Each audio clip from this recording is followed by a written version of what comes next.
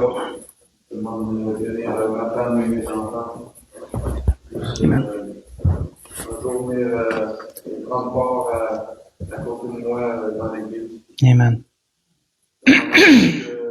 Parler au cœur de chacun des enfants et chacun de nos familles, qu'on puisse être des bons témoignages et délivre nos langues, qu'on puisse avoir les bonnes paroles pour eux.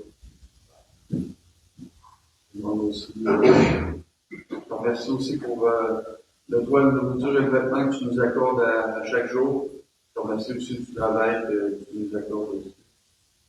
Je te demande toutes ces choses dans ton Fils Jésus, pour ta plus grande gloire. Amen. Amen. Donc, pour ce que l'Esprit veut nous donner ce matin, je vais vous inviter à tourner dans le livre d'Ésaïe au chapitre 5. Livre d'Ésaïe au chapitre 5, on va lire du verset 1 au verset 7 pour introduire le sujet que l'Esprit veut nous donner ce matin. Ésaïe chapitre 5, verset 1 au verset 7.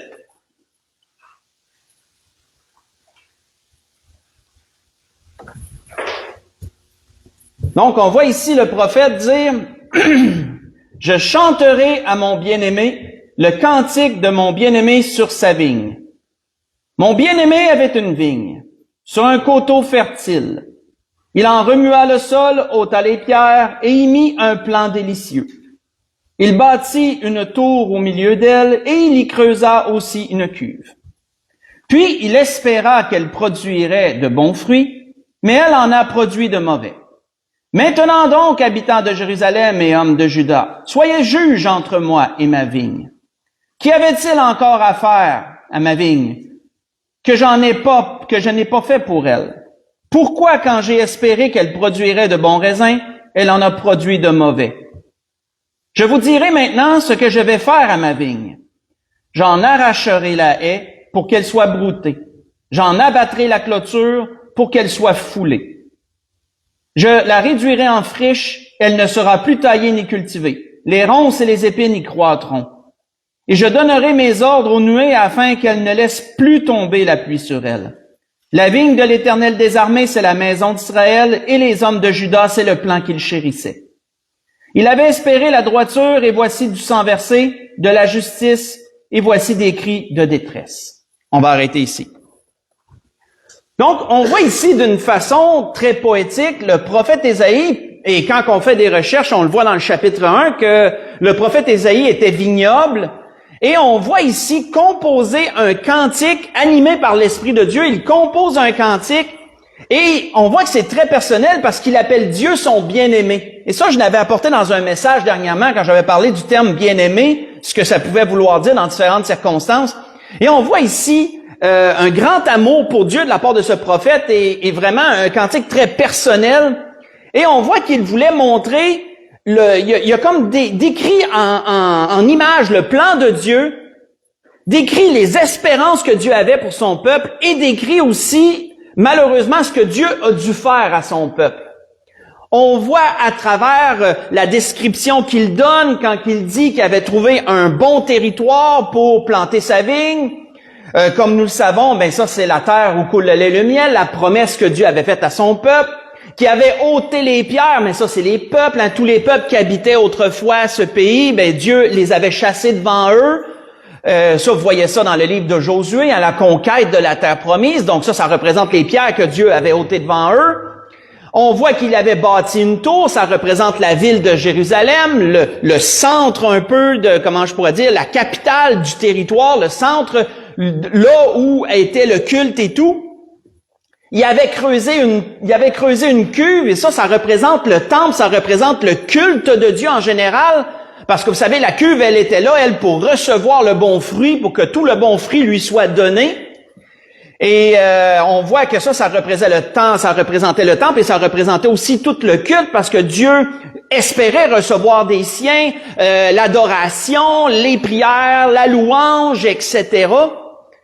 Et on voit qu'une chose qu'il n'a pas mentionnée dans la début de la description, mais qui est mentionnée quand même plus loin, C'est qui est un point très important, c'est que lorsque tu bâtissais comme ça un vignoble, tu devais le protéger, ton vignoble. Tu devais l'entourer d'une clôture, tu devais y bâtir une haie, comme il est mentionné au verset 5, une haie, une clôture.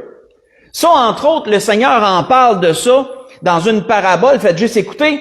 On voit que le Seigneur avait dit ceci. Écoutez une autre parabole. Il y avait un homme, maître de maison, qui planta une vigne. Il l'entoura d'une haie. C'est la première chose que le Seigneur mentionne. Il l'entoura d'une haie.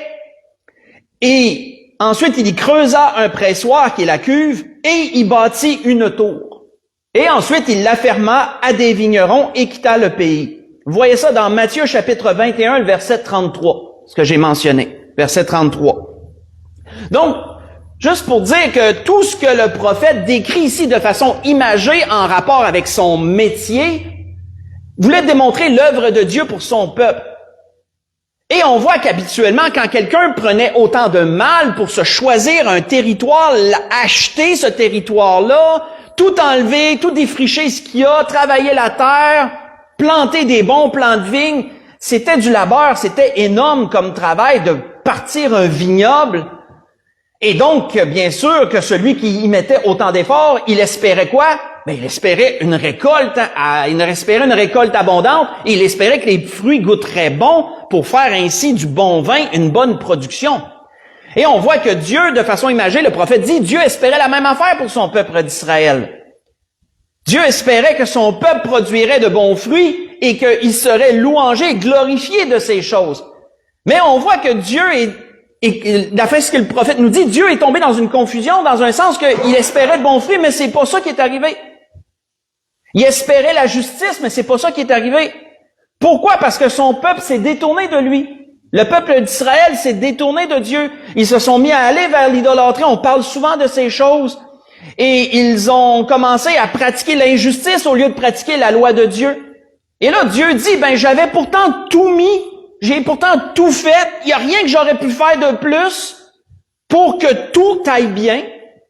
Et Dieu dit à travers son prophète, ça n'a pas bien été. Ça n'a pas tourné comme je l'aurais voulu malgré tout ce que j'ai fait. Donc Dieu dit, qu'est-ce que je vais faire maintenant? Il dit, je vais abattre mes clôtures. Je vais détruire ma haie, m'abattre mes clôtures, puis je vais laisser les animaux venir fouler la vigne. Il dit, je vais permettre que la pluie tombe plus dessus, puis je l'entretiendrai plus, je vais laisser les ronces et les épines y pousser. Ça représente le jugement. Ça représente le jugement que Dieu avait permis sur son peuple à cause de tous ces malheurs qu'il lui avait donnés. Si vous voulez lire pendant la semaine un psaume qui décrit bien, avec les mêmes termes que Ésaïe a employés, qui décrit bien l'œuvre de Dieu pour son peuple, vous pourrez voir ça dans le psaume 80, que je vous invite à lire durant la semaine. Entre autres, du verset 9 jusqu'au verset 16, c'est vraiment là que ça décrit bien ce qu'on a vu ici jusqu'à présent. Et vous savez, frères et sœurs, ce qu'on doit considérer à travers cela, c'est que tant que Dieu permettait que la haie soit en place, que la clôture soit maintenue, malgré ce que la vigne produisait, la vigne était protégée. Le vignoble était protégé. Et c'est lorsque Dieu a décidé d'enlever la clôture que là, les animaux ont pu venir et ruiner la vigne. Les animaux représentant tous les peuples environnants que Dieu a permis qu'ils viennent détruire son peuple et tout. Et qu'ils soient amenés en esclavage, etc., etc. L'Esprit veut nous parler de cette protection ce matin que Dieu permet, et comment ça peut mal tourner quand Dieu décide de la retirer. Comme je l'avais déjà mentionné, dans l'Ancien Testament, concernant entre autres la bénédiction, si vous vous souvenez, on avait un message sur ça dernièrement, c'était tellement évident dans l'Ancien Testament quand Dieu était avec toi ou Dieu n'était pas avec toi. C'était très évident. C'était manifeste, c'était très visuel. On voit que, comme dans le message de la bénédiction qui avait été amené à travers la grâce en Jésus-Christ, ces choses sont moins visibles, mais nous ne devons pas quand même les ignorer. La première bénédiction qu'on doit considérer, c'est d'avoir Dieu dans sa vie. C'est d'être un enfant de Dieu, d'avoir été sauvé, d'avoir eu la grâce de voir la lumière, d'avoir eu la grâce de reconnaître le véritable et de l'avoir reçu dans notre vie comme Sauveur et Seigneur. Ça, c'est la plus grande des bénédictions. Et ça, c'était le message sur la bénédiction. Mais frères et sœurs, l'Esprit ajoute un complément ce matin à ce message-là, qui est quand même la bénédiction qui nous entoure, la protection qui nous environne de la part de Dieu. Elle est moins éclatante que dans l'Ancien Testament, mais elle est tout de même très présente, la bénédiction de Dieu et la protection qu'il donne aux siens. Et combien il peut être terrible si Dieu décide de la retirer. On voit ici, à travers ce que le prophète décrit, un exemple marquant de ces choses. Mais l'Esprit veut nous faire parcourir cela ce matin. On va aller, entre autres, dans 1er Roi, chapitre 11. 1er Roi, chapitre 11. Parler de ce sujet ce matin, de cette belle protection que Dieu donne et comment les choses peuvent survenir lorsque Dieu la retire. Dans 1er Roi, chapitre 11.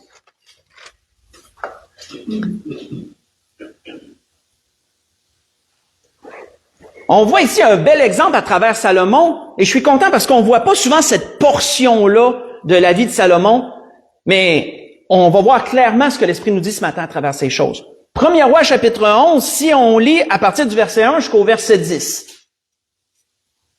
Il nous est dit que le roi Salomon aima beaucoup de femmes étrangères, outre la fille de Pharaon, des Moabites, des Ammonites, des Édomites, des Sidoniennes, des Étiennes, appartenant aux nations dont l'Éternel avait dit aux enfants d'Israël, vous n'irez point vers elles, et elles ne viendront point vers chez vous. Elles tourneraient certainement vos cœurs du côté de leur Dieu. Ce fut à ces nations que s'attacha Salomon, entraîné par l'amour. Il eut 700 princesses pour femmes et 300 concubines. Et ces femmes détournèrent son cœur. À l'époque de la vieillesse de Salomon, ces femmes inclinèrent son cœur vers d'autres dieux, et son cœur ne fut point tout entier à l'Éternel, son Dieu, comme l'avait été le cœur de David, son père. Salomon alla après Astarté, divinité des Sidoniens, et après Milcom, l'abomination des Ammonites. Et Salomon fit ce qui est mal aux yeux de l'Éternel, et il ne suivit point pleinement l'Éternel comme David, son père. Alors Salomon bâtit sur la montagne qui est en face de Jérusalem un haut lieu pour Kémosh, l'abomination de Moab, et pour Moloch, l'abomination des fils d'Ammon. Et il fit ainsi pour toutes ces femmes étrangères qui offraient des parfums et des sacrifices à leurs dieux. L'Éternel fut irrité contre Salomon, parce qu'il avait détourné son cœur de l'Éternel, le Dieu d'Israël, qui lui était apparu 2 fois. Il lui avait à cet égard défendu d'aller après d'autres dieux, mais Salomon n'observa point les ordres de l'Éternel. On va arrêter ici. On voit ici, frères et sœurs, qu'il nous est décrit quelque chose de très triste sur la vie de Salomon.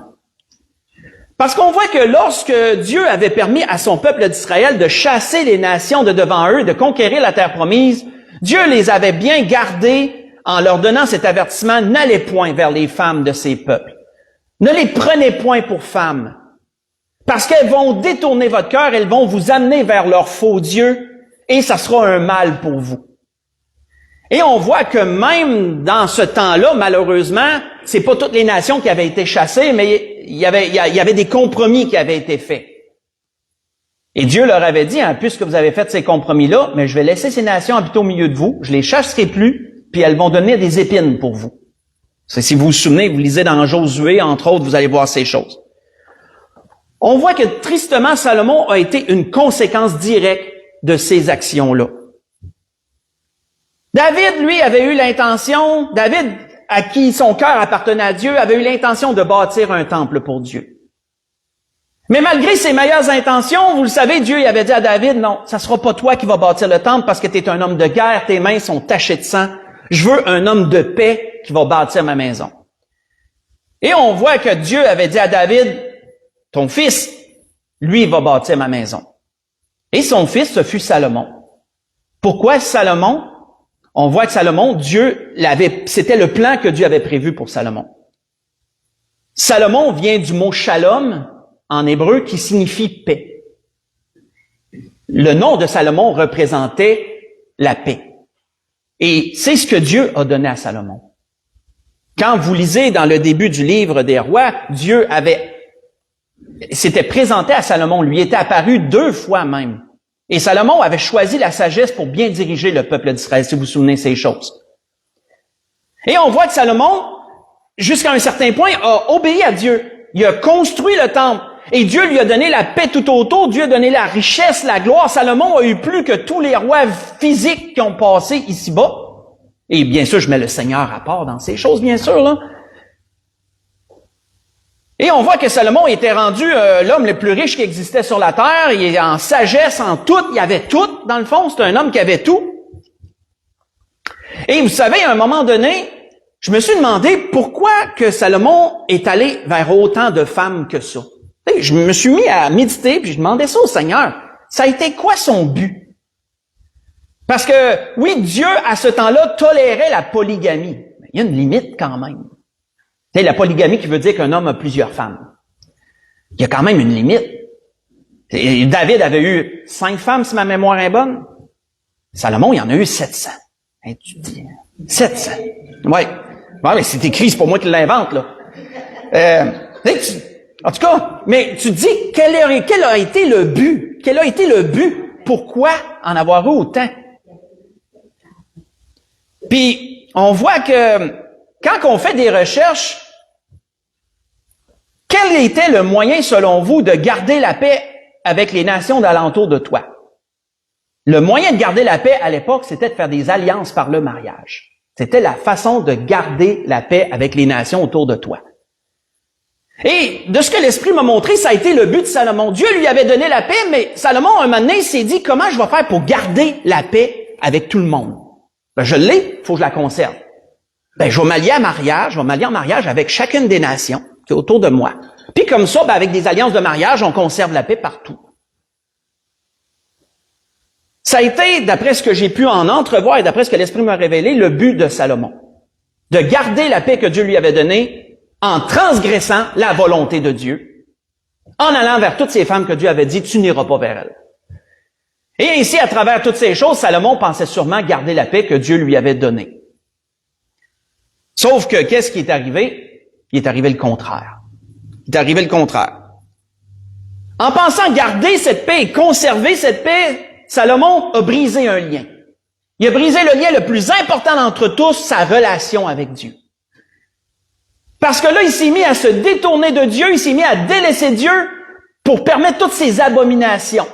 Et vous savez, si la Bible parle d'abomination, ben c'est parce que les dieux qui sont associés au mot abomination, c'est qu'ils nécessitaient des sacrifices humains, des sacrifices d'enfants, des sacrifices de nouveau-nés, des choses que Dieu rejetait totalement, là, qui considérait comme une abomination. C'est pour ça que quand vous voyez l'abomination de Milcom, l'abomination de ci, c'est parce que c'est ce que Dieu considérait que ces pratiques-là étaient, là.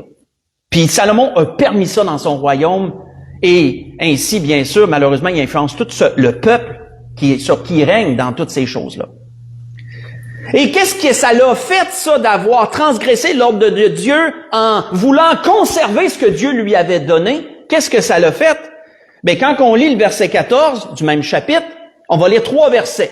Verset 14, il nous est dit, « L'Éternel suscita un ennemi à Salomon, Hadad, l'Édomite, de la race d'Édom. » Si on saute au verset 23, même chapitre, il dit quoi? « Dieu suscita un autre ennemi à Salomon, Raison, fils d'Éliada, qui s'était enfui de chez son maître, Hadadézer, roi de Tsoba. » Et si on lit dernièrement le verset 26, Jéroboam aussi, serviteur de Salomon, leva la main contre le roi. Il était fils de Nébat, Éphratien de Tséréda, et il avait pour mère une veuve nommée Tsérua. On va arrêter ici. Voyons-nous, frères et sœurs, qu'à partir du temps que Salomon a transgressé la volonté de Dieu, voulant conserver ce que Dieu lui avait donné, bien là, tout d'un coup, il y a des ennemis qui se sont mis à apparaître. Des anciennes, comment je pourrais dire, des gens qui peut-être avaient réussi à se sauver d'une guerre, à se sauver de quelque chose, qui avaient la rage au cœur à propos de Salomon, puis que tout d'un coup, Dieu a permis que ces gens-là gagnent en puissance, qu'ils s'élèvent, puis là, ils commencent à avoir de l'influence, puis là, oups, ça fait un ennemi. Un autre un peu plus loin. Le serviteur auquel que Dieu a donné 10 tribus, Jéroboam, on sait que Dieu a donné 10 tribus à ce serviteur-là, puis il est devenu roi d'Israël, quand on lit plus loin. Mais voyez-vous, toute la paix que Dieu lui avait donnée s'est mise à se fracturer. Pensez comme un verre ou quelque chose qui se craque de partout, là. Ça s'est mis à se fracturer de partout. Qu'est-ce qu'aurait fallu que Salomon fasse pour conserver ce que Dieu lui avait donné, selon vous? De continuer à suivre Dieu. Dieu lui avait donné la paix, donc pourquoi pas simplement continuer à adorer Dieu seul, puis la paix aurait demeuré? Mais voyez-vous, ça nous montre comment, qu'en tant qu'être humain, parfois, on veut y mettre tellement du nôtre, comme si Dieu était pas suffisant, on veut y mettre du nôtre pour conserver ce que Dieu nous donne. Pensant que ça va aller mieux, mais au contraire, les choses se fissurent à la place.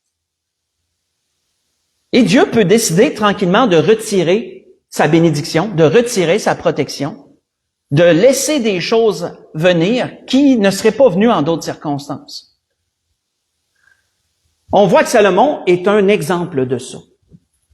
Parce que toutes ces pratiques l'ont détourné de Dieu et la paix qu'il chérissait tant, il l'a perdue. Ça s'est fracturé d'un côté puis d'un autre. Puis parce que Dieu avait promis à David qu'il y aurait toujours un successeur, à cause des promesses de Dieu, puis Dieu qui est toujours fidèle, Dieu s'est dit, c'est pas pendant la vie de Salomon que je vais diviser le royaume, ça va être dans la vie de son fils. Et là, quand on lit la suite, c'est ce qu'on voit. C'est ce qu'on voit. Quand Salomon est mort, mais là, Dieu a permis que le royaume se divise, puis etc. Et ça, c'est un peu une description de ce que Dieu avait permis quand on a lu en introduction la vigne, le cantique de la vigne que Ésaïe avait composé. On va aller voir autre chose dans Ésaïe chapitre 8. On va aller voir une autre affaire. Dans Ésaïe chapitre 8. Ésaïe chapitre 8. Une autre situation, mais en même temps, une belle image de comment est la protection de Dieu, comment est la bénédiction de Dieu. Ésaïe chapitre 8, on va lire versets 5 à 10. Et là, on se transporte au temps d'un des pires rois de l'Ancien Testament, le roi Achab, qu'on entend tristement souvent parler en mal. On voit dans Ésaïe chapitre 8, versets 5 à 10, on voit que le prophète Ésaïe dit, « L'Éternel me parlant encore et me dit, parce que ce peuple a méprisé les eaux de Siloé qui coulent doucement et qu'il s'est réjoui au sujet de Rétsin et du fils de Rémalia, voici le Seigneur va faire monter contre eux les puissantes et grandes eaux du fleuve. Le roi d'Assyrie et toute sa gloire. Il s'élèvera partout autour de son lit et il se répandra sur toutes ses rives. Il pénétrera dans Juda, il débordera et inondera. Il l'atteindra jusqu'au cou. Le déploiement de ses ailes, il remplira l'étendue de ton pays, ô Emmanuel.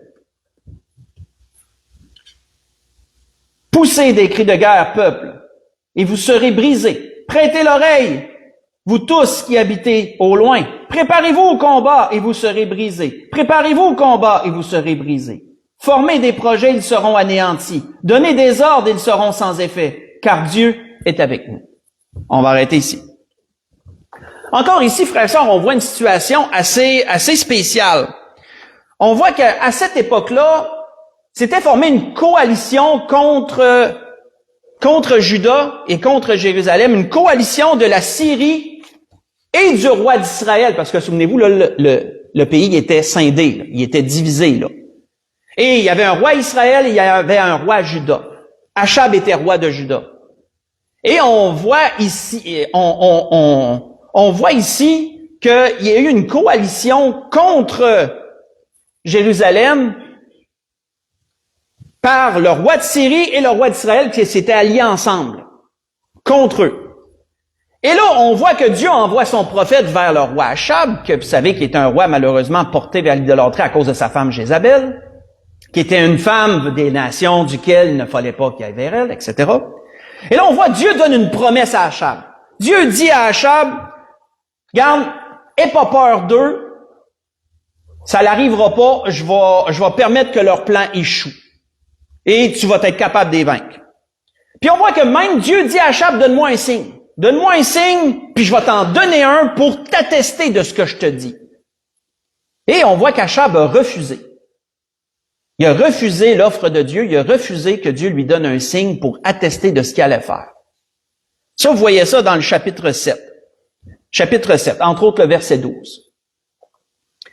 Et on voit que Achab, qu'est-ce qu'il a préféré faire? Ben, il a préféré faire une alliance avec le roi d'Assyrie, le roi Réticent, qui est son nom. Il a préféré faire alliance avec ce roi-là, au lieu de se confier en Dieu, puis de prendre la promesse que Dieu lui avait faite. Puis Dieu lui a dit, dans son jugement, Dieu lui a dit, parce que tu as méprisé les eaux de Siloé qui coulent doucement, je vais te submerger par un fleuve. Le fleuve va déborder sur toi. Encore là, il y a des images dans la parole qu'on doit comprendre.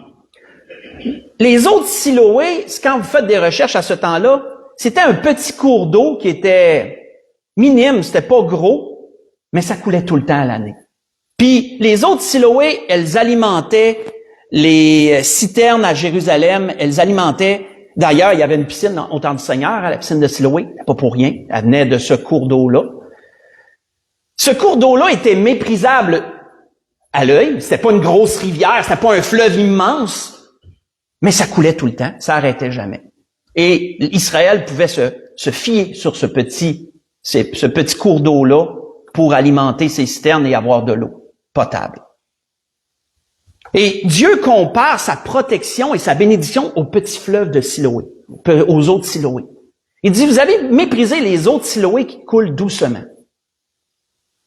Elles ne semblaient pas grand-chose, mais elles étaient toujours là et elles assuraient toujours la subsistance en eau pour le peuple. Et la protection de Dieu, elle est pareille, frères et sœurs. Elle est comme les eaux de Siloé qui coulent doucement. Surtout à travers la grâce en Jésus-Christ. Quand tu appartiens à Dieu, Dieu t'entoure de sa protection. Tu fais sa volonté, Dieu. On voit pas tout ce que Dieu permet autour de nous pour que les choses aillent bien. On ne le voit pas. Et souvent, ça va bien au-delà de ce qu'on peut même percevoir. Mais elle est là quand même. Mais malheureusement, on n'est pas toujours capable de se contenter des eaux de Siloé qui coulent doucement. On voudrait quelque chose de plus éclatant. On voudrait quelque chose de plus glorieux, de plus visible. Mais on voit que c'est ce qu'Achab a voulu. Une alliance humaine qui allait faire comme wow, une grosse alliance. Mais à cause de ça, qu'est-ce que Dieu a permis? Il a permis que le roi d'Assyrie devienne son ennemi. Et c'est le roi d'Assyrie qui est venu envahir le territoire d'Israël, puis qui est venu les amener en esclavage. Dieu avait permis que le fleuve qui représentait le roi d'Assyrie, son armée, les submerge, parce qu'ils avaient méprisé les eaux de Siloé, qui coulent doucement. On voit que David, dans un psaume, nous parle de la protection de Dieu. Et voici ce qu'il nous en dit. David dit, « Oh, combien est grande ta bonté que tu tiens en réserve pour ceux qui te craignent, que tu témoignes à ceux qui cherchent en toi leur refuge, à la vue des fils de l'homme. Tu les protèges sous l'abri de ta face contre ceux qui les persécutent. Tu les protèges dans ta tente contre les langues qui les attaquent. Béni soit l'Éternel. » Vous voyez ça dans le psaume 31. Psaume 31, verset 20 et verset 21. Vous savez, David, dans l'épreuve, reconnaissait qu'une seule chose était nécessaire, c'est la protection de Dieu et sa bénédiction. Si t'as ça, t'as tout. T'as tout. C'est d'ailleurs pour ça que l'ami de Job avait dit ceci à Job. Il avait dit que dans la misère ou dans la difficulté, 6 fois il te délivrera de l'angoisse et 7 fois le mal ne t'atteindra pas. Ça, c'est une belle phrase à surligner. C'est dans Job 5, verset 19, en passant. Dieu a permis que certains voient ce que c'était que de perdre sa protection, que sa bénédiction soit retirée pour un temps. Et comme on a vu, ça l'a été pour le malheur de tous ceux à qui c'est arrivé. Si vous voulez lire durant la semaine, un bon exemple, entre autres, de cela, c'est l'histoire de Samson. Dans Juge 16, l'histoire de Samson est un bel exemple de cela. Tant qu'il y avait la protection et la bénédiction de Dieu, Samson était invincible. Mais à partir du temps qu'il a transgressé l'ordre de Dieu puis qu'il a dit « je vais m'en tirer comme les autres fois », ben là, ça n'a pas marché. Parce que la protection de Dieu n'était plus là. Et Samson est devenu un homme ordinaire, comme les autres. Regardez l'exemple de Saül dans 1 Samuel 16. Tant que Saül accomplissait la volonté de Dieu, ça allait bien. Mais à partir du temps qu'il s'est mis à transgresser les ordres de Dieu, le royaume lui fut enlevé. Puis après ça, quand il a continué, ben là, Dieu a permis qu'un mauvais esprit vienne le tourmenter. Et Saül était plus capable de bien fonctionner. Ça prenait David avec sa harpe pour qu'il soit apaisé de son mal. Il y en a certains qui ont vu ce que c'était de ne pas avoir la protection de Dieu. Et il y en a d'autres qui étaient tellement conscients qui implorait Dieu de ne pas la perdre, cette protection-là. David, entre autres, quand il a transgressé les ordres de Dieu avec Bathsheba, dans son psaume de repentance, il en a composé quelques-uns, mais entre autres, dans un de ses psaumes de repentance, David disait « Ne me rejette pas loin de ta face et ne me retire pas ton Saint-Esprit. » Vous voyez ça dans le psaume 51, verset 13. David était tellement conscient de ce que c'était d'avoir Dieu, d'avoir sa protection et sa bénédiction qu'il voulait, malgré sa transgression, il a tellement imploré Dieu de ne pas perdre ces choses. Et entre autres, on voit aussi Moïse, si vous voulez lire dans l'Exode 33, verset 15, durant la semaine, quand Moïse, après l'histoire du veau d'or, quand ils ont dû continuer, Moïse a imploré Dieu, puis il dit, laisse-nous pas partir d'ici sans toi, là. Tu sais, nous, si on n'est pas continuer, t'es au milieu de nous, t'es avec nous, on veut pas partir sans toi. T'es tellement conscient que t'as besoin de Dieu dans ta vie. Tu as besoin de Dieu et de son influence et de sa personne dans ta vie. Et vous savez, c'était ce que l'Esprit voulait nous imager ce matin, il voulait nous donner ce matin à travers toutes ces choses. Nous montrer comment, oui, dans l'Ancien Testament, c'était évident, c'était éclatant. Je l'en ai déjà parlé assez de cela. C'était évident quand tu avais la protection de Dieu ou pas.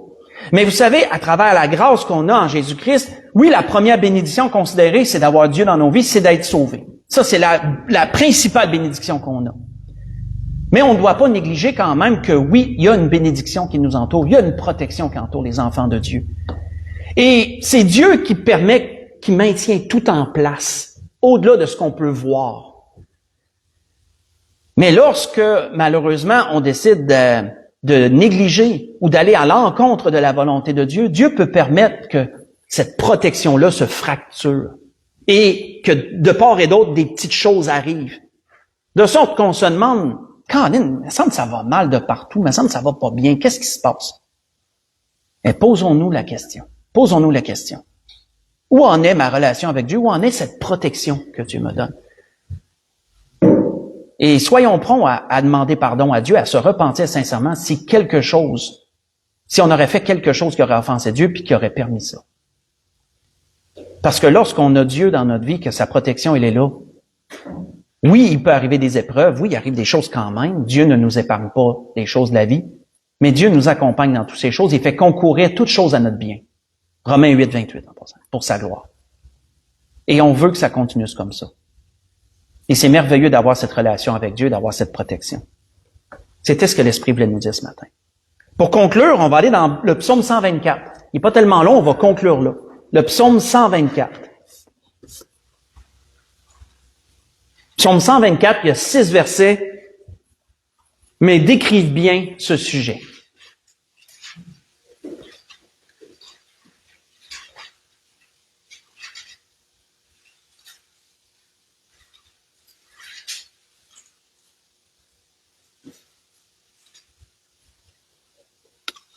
Moi qui ai dit Cantique des degrés de David, sans l'Éternel qui nous protégea, qu'Israël le dise, sans l'Éternel qui nous protégea.